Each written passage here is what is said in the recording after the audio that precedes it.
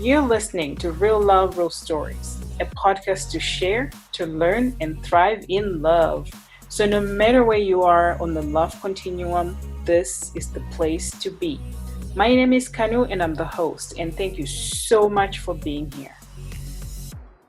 A lot of single people had put dating on hold to respect the social distancing and protect themselves from getting or even spreading COVID-19. So, even though reports came out that dating apps saw a rise in new signups, a lot of people, though, were still very hesitant in actually meeting in person, especially when you aren't even sure that there's chemistry between the two. So, remember when speed dating was a thing?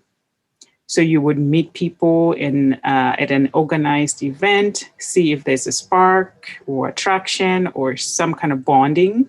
And then they actually would be held in like bars, restaurants, or even sometimes coffee shops. So by the time the event is over, you would have met a number of potential mates.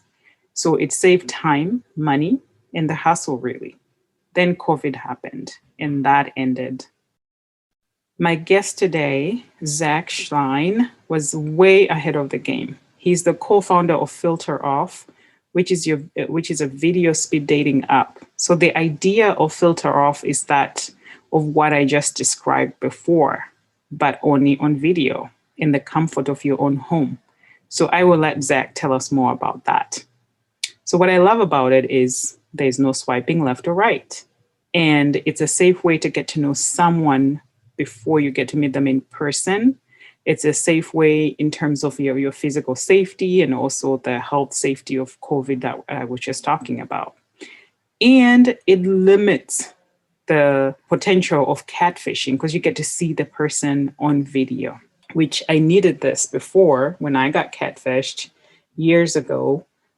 Met this guy on like match.com or something. And, when I lived in Portland and right before we were supposed to meet up for coffee, then he tells me, oh, I just got this contract in Alaska, so I have to fly out today. And I'm sorry, I can't meet you, but I want to continue talking to you.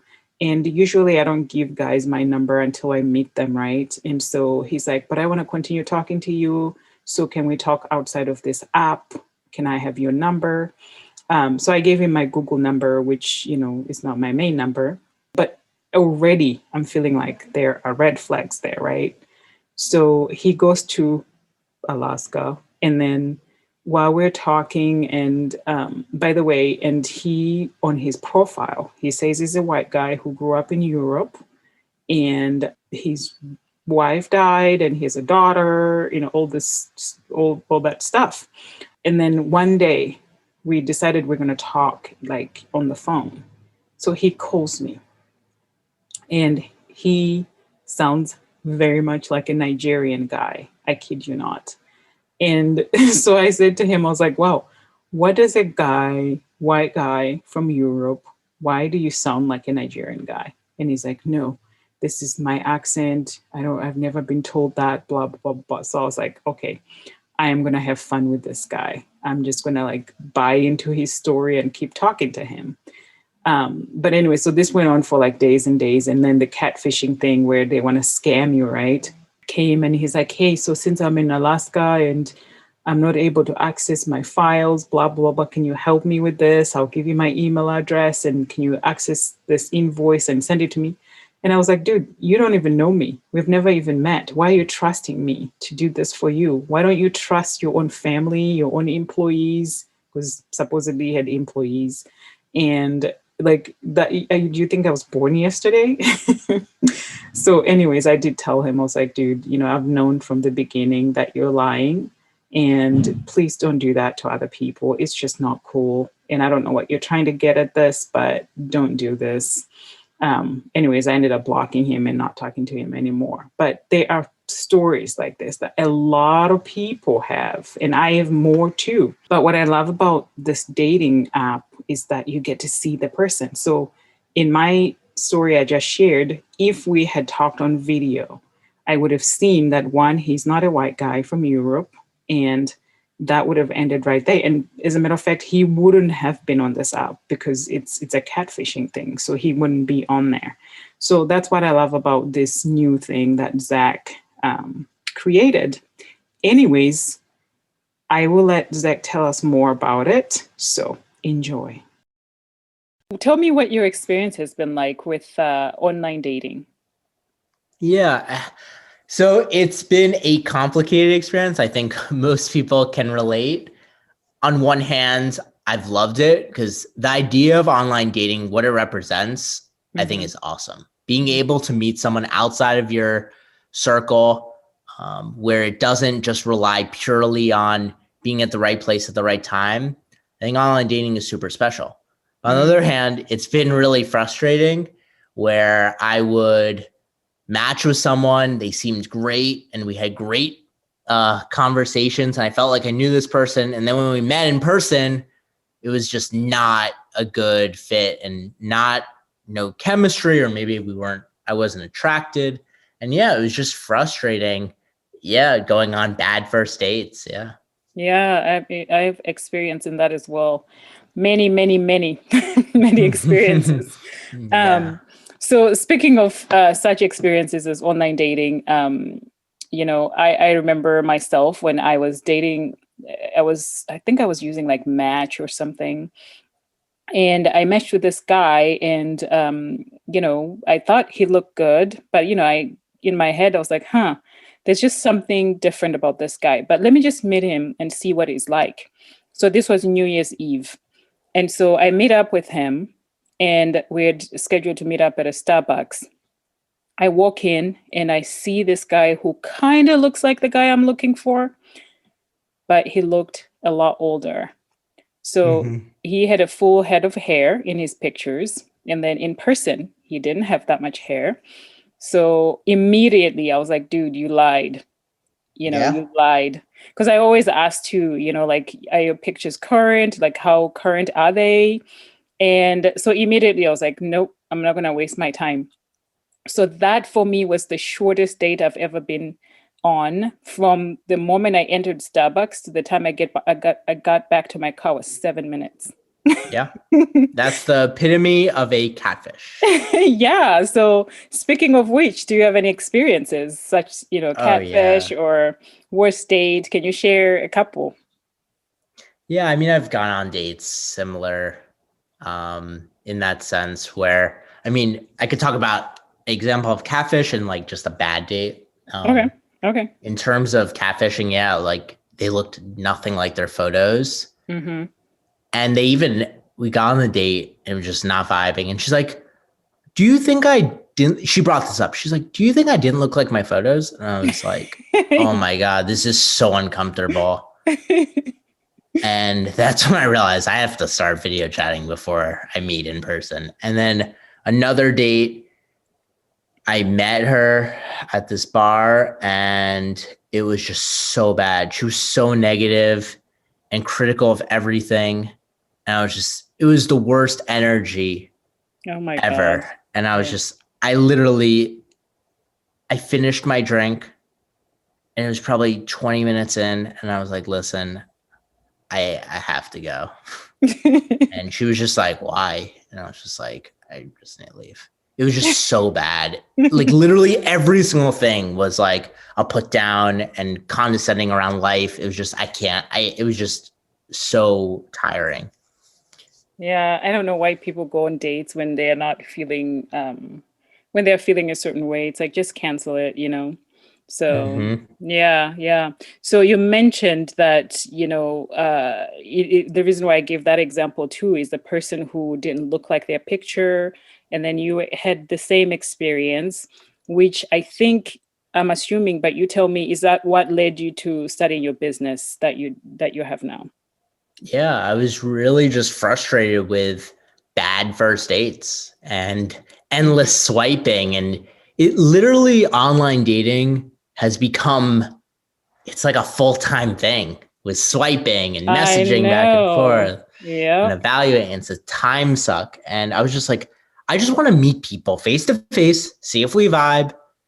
And if we don't, no worries. And I really just fell in love with video chatting before meeting in person, Hmm. and wanted it to be video first. So no swiping whatsoever. And Yeah.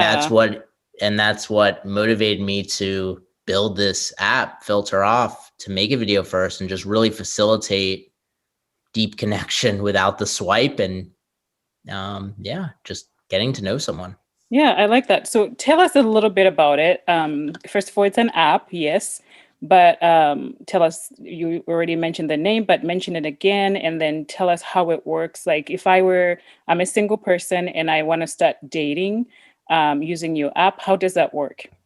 Yeah, sure. So yes, it's available. Filter Off is available for Android, iOS, and the web. And it's a video speed dating app. So we run virtual speed dating events. Events can be local. So a local event can be held in LA or New York City or London, and we're all over the world now. But then we also run community-based events. And like a community-based event could be a organization that's running an event. So like there's an individual next week that's running a Black Signals Professionals event, and it's private to her community. So we have a lot of different communities, and a community, like I mentioned, it could be like a Facebook group, a religious organization, a nonprofit, and it's a way to have your community meet each other in a romantic manner and with like-minded singles. So yeah. Oh, that's awesome. So, but if you, outside of having community events or speed dating, can an individual just sign up and meet people that way? Yeah, so we do have a lot of these public events. So like in your city, and then we have some nationwide events and some global events. And then we have another feature. So let's say you're like, well, I can't always make these events. I just want to date on my own time. We have a feature called Matchmaker. It's also free. And we set you up on, we give you 3 dates every day. And we curate these dates based off your preferences. So you could set deal breakers on religion, ethnicity, and then we take into account other preferences you have as well, which feeds our algorithm and gives you these dates. So, and it just really allows you to date when you want. Oh, I like that. So do you get to create a profile like you would on like Tinder or Bumble, where you have a profile picture and then some details about you and all that? Yeah. So when you install the app or use the web app, you do create a profile, and then you'll see the events tab, which you could opt into, or you could opt into Matchmaker, which will then ask you more questions about what you're looking for in a partner and who you are as a person. And yeah, you do have a photo for events. When the events are queued up and you're ready to go on your dates, you actually don't see the photos of people beforehand. But when you go on your video chats, you see them. For Matchmaker, you can see your dates beforehand, the photos beforehand. So we do that intentionally. And yeah, so that's a little bit of how it works. I like it. I like it. So you mentioned free, but is the whole thing free, or what part of it is free? Yeah. So currently it's a totally free app. And if you're an organization that wants to run your own event for your community, it's also free to run. And eventually we'll add like freemium features, maybe for Matchmaker. So if you want more dates, we could offer that, or even more curation. But yeah, right now it's really just focused on the product and really just delivering the best experience. I mean, during the pandemic, we got out of beta a month before the pandemic. Wow. And since the pandemic, we've run close to 2,000 virtual dating events, over 250,000 dates. We've created 4 engagements, and 2 marriages came out of it. And this was all during the pandemic. So, oh, nice. Yeah.